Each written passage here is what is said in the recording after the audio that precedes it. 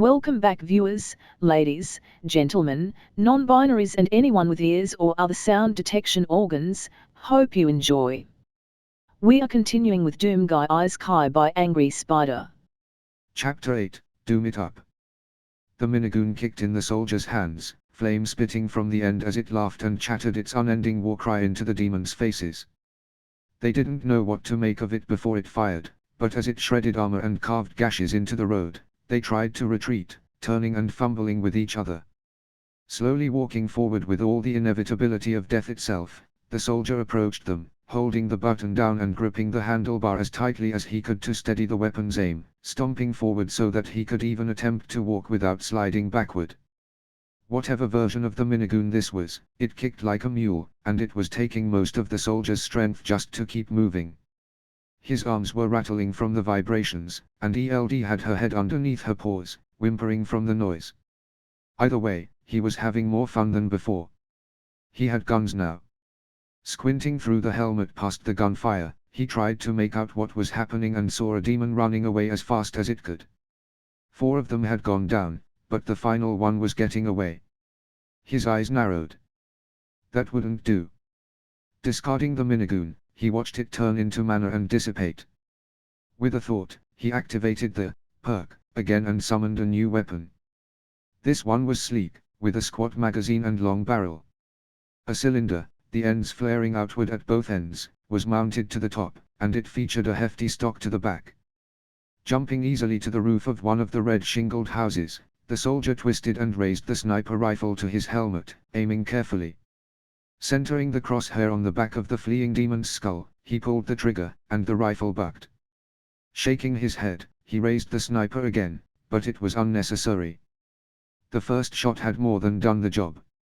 Allowing the weapon to disappear, the soldier hopped down from the house and dusted his hands off. Looking down, he practically laughed at his old sword. Some might have wanted to keep it as a reminder or whatever, but the soldier preferred guns to blades any day of the year. Turning to ELD, he was surprised to find her still whining loudly from the sound. He wasn't too worried about his own ears, he'd grown a bit deaf to the gorgeous tones of the firearms, but it had been a few days since he'd arrived and their sound had become sweeter than ever.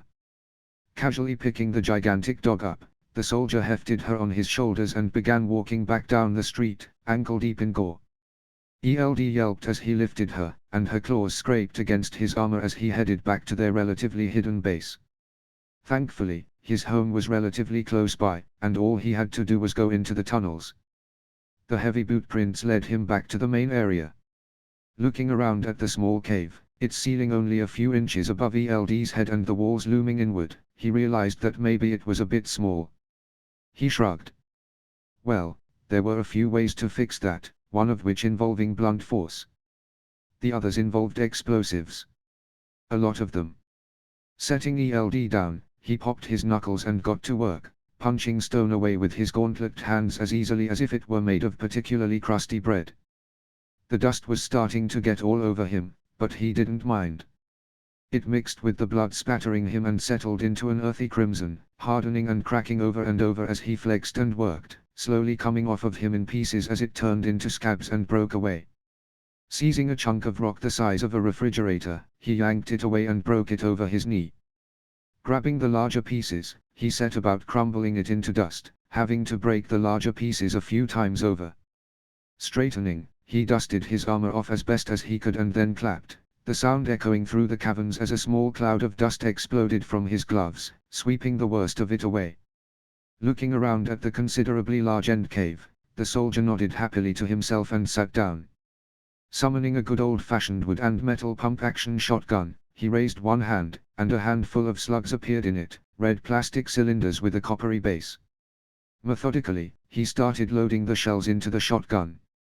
Through the perk's added knowledge, he knew that the gun could easily load itself, but there wasn't many activities more therapeutic to the soldier than personally slotting the ammunition into a shotgun for himself. With a thought, he pulled up his main board. Doom, Level 34. Class, Murder Machine. MP, 780. Resilience, 798, plus 1027. Strength, 866, plus 500. Agility, 773, plus 50. Intelligence, 109.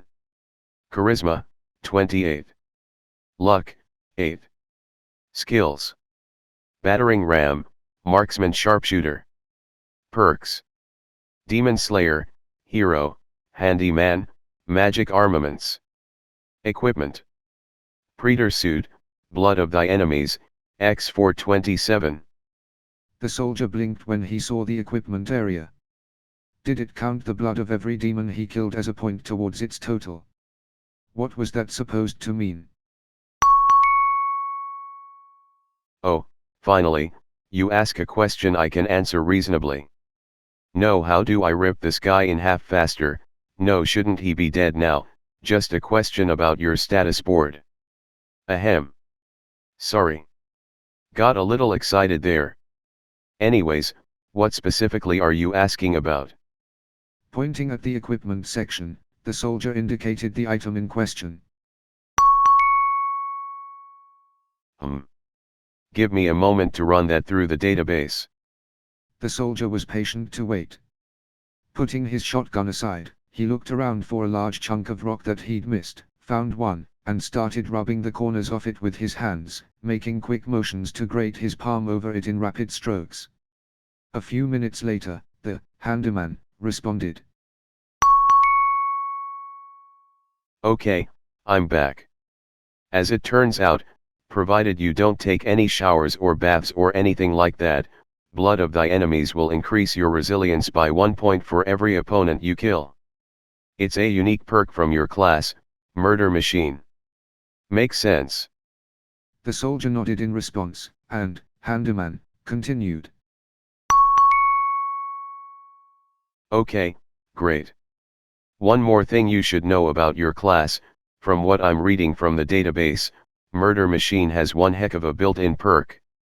Palming the ball and giving it a tentative punch to make sure it would hold up, the soldier tossed the stone ball at ELD, and she snapped it up, her paws gouging its previously smooth surface as she gnawed on it. Returning his attention to handyman, the soldier's eyes narrowed. For every enemy you kill within a short period of time, 34 seconds at your current level, your monoregen rate will increase by 2 per second, and the timer will be reset every time you kill an enemy.